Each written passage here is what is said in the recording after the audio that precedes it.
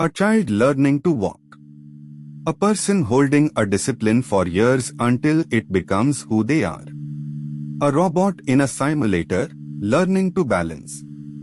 Three completely different things. But underneath, they are all doing the exact same thing. And once you see it, you cannot unsee it. Let me show you. Here is the strange part. In none of these cases did anyone write the skill down. There is no rule book inside the child. No instruction list inside the robot. The skill is there. But you could never point to it. So how does it get in? The answer is a single loop, running on very different machines. Strip away all the science, and learning is just 4 steps. Try something. Get feedback. Was it good or bad? Update yourself just slightly. Then repeat. Try. Feedback. Update. Repeat. Do this enough times, and the pattern of what to do gets carved in. Not understood. Carved. You have lived this. Think back to learning to drive. At first it was exhausting.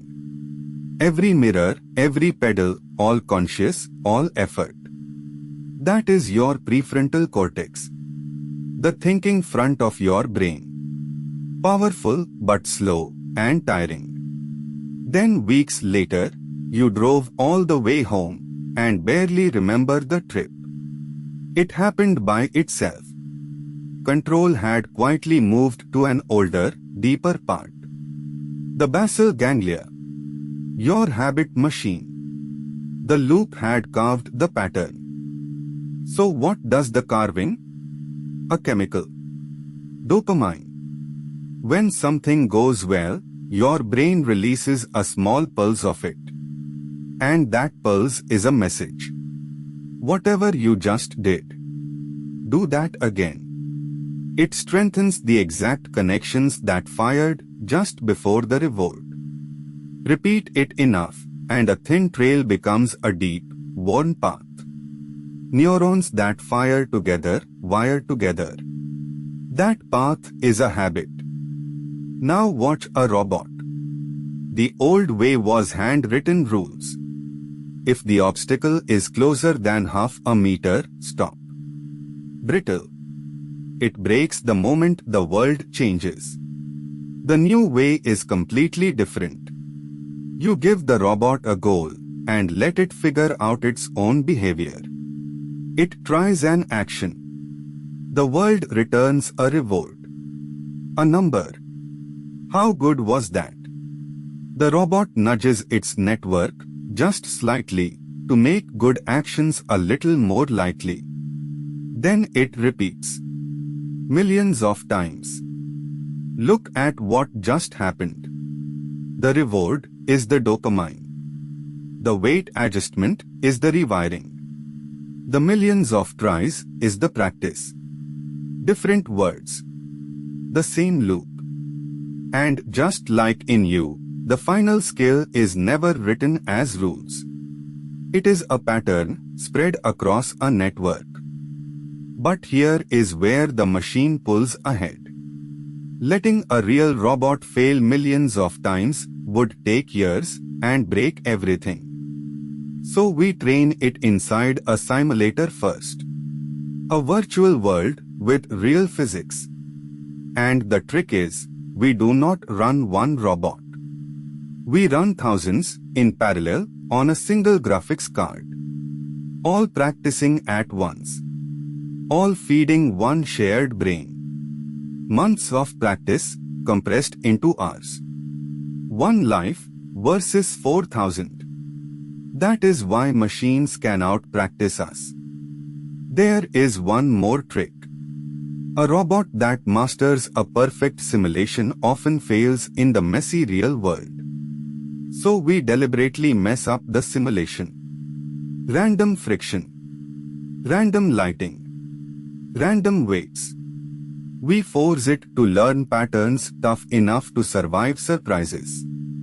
It is the difference between a batter who only practiced indoors and one who practiced in wind and rain with different bats.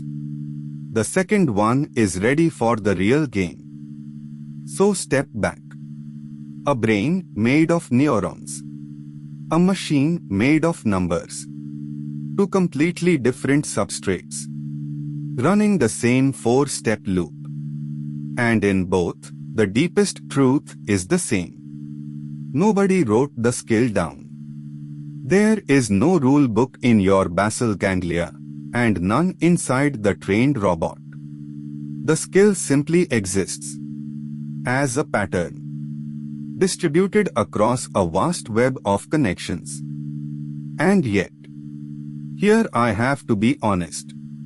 Because the loop is so similar, it is tempting to say they are the same thing. They are not. A robot never wakes up and decides it wants to learn something new. An engineer decides that, for it. It has no preference about which patterns it carries. But you. Sometimes you wake up and you want to become a different person. Where does that wanting come from? I don't know. But that gap is not small. Sit with it. There is a reason this matters for you, not just the robot. Both face the same wall when they try to change. You cannot delete a pattern. It is already burned into the network.